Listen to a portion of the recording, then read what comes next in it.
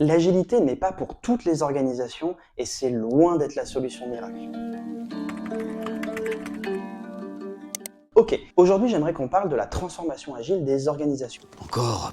Parce que majoritairement, elles sont vouées à l'échec. Pour parler de la transformation agile, j'aimerais qu'on fasse un petit retour dans le temps et qu'on parle d'un document dont vous avez sans doute déjà entendu parler, le manifeste agile. Ce manifeste nous dit que pour arriver à mieux développer des logiciels, il faut favoriser les interactions et les individus plutôt que les processus et les outils. Pourtant, dans la majorité des organisations qui effectuent une transformation agile, qu'est-ce qu'on voit? On applique Scrum, on applique Safe, on met Jira. On se focalise sur les processus et les outils. Le manifeste nous dit aussi des logiciels opérationnels plutôt qu'une documentation exhaustive. Et les organisations demandent aux équipes de faire des user stories qui ressemblent en fait à des spécifications fonctionnelles détaillées, avec une obligation de demander des validations aux architectes ou aux équipes d'architectes, tout ça pour alimenter une bibliothèque d'une documentation pas à jour et que personne ne lit. Le manifeste agile évoque aussi la collaboration avec les clients plutôt que la négociation contractuelle. Et pourtant, les organisations, quand elles travaillent avec des sociétés de services, vont contractualiser des sprints au forfait avec un nombre de story points bien défini à l'avance, tout ça pour satisfaire du middle management qui lui-même veut satisfaire son N+1, son N+2, qui est arrivé avec des features qui viennent d'on ne sait où, sans prendre en considération les vrais besoins des utilisateurs. Et enfin, le manifeste ajoute l'adaptation au changement plutôt que le suivi d'un plan. Et les organisations vont avoir tendance à demander à leurs équipes d'établir des roadmaps sur 3 mois, 6 mois,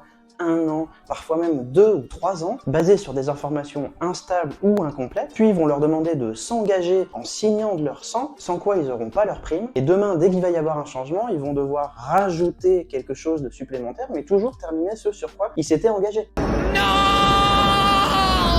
Ça, c'est pas de l'agilité. Alors arrêtons de parler d'agilité dans ce genre de contexte, tout ça parce que on applique Scrum, on applique Safe ou on a Jira. L'agilité, c'est avant tout une question de culture d'entreprise, de comportement, d'humain. Et ça répond à un but précis d'une organisation. L'organisation doit avoir à cœur d'avoir la capacité de s'adapter rapidement aux besoins du marché et de la meilleure manière possible. C'est pour ça que ça ne leur convient pas à toutes. Une transformation qui commence par les outils est vouée à l'échec, systématiquement. Ok, c'est cool, hyper pessimiste. J'aimerais voir un peu d'optimisme ici.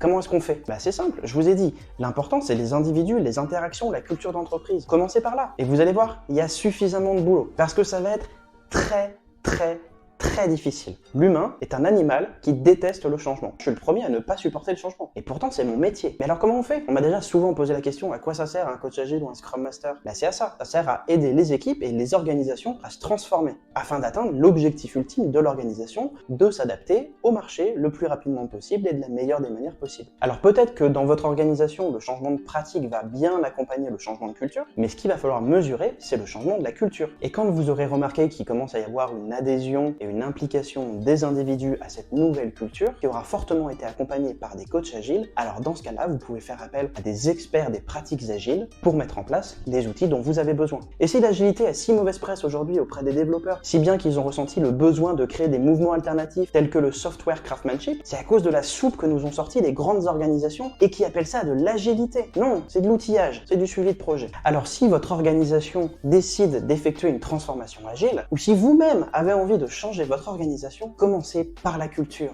pas par les outils.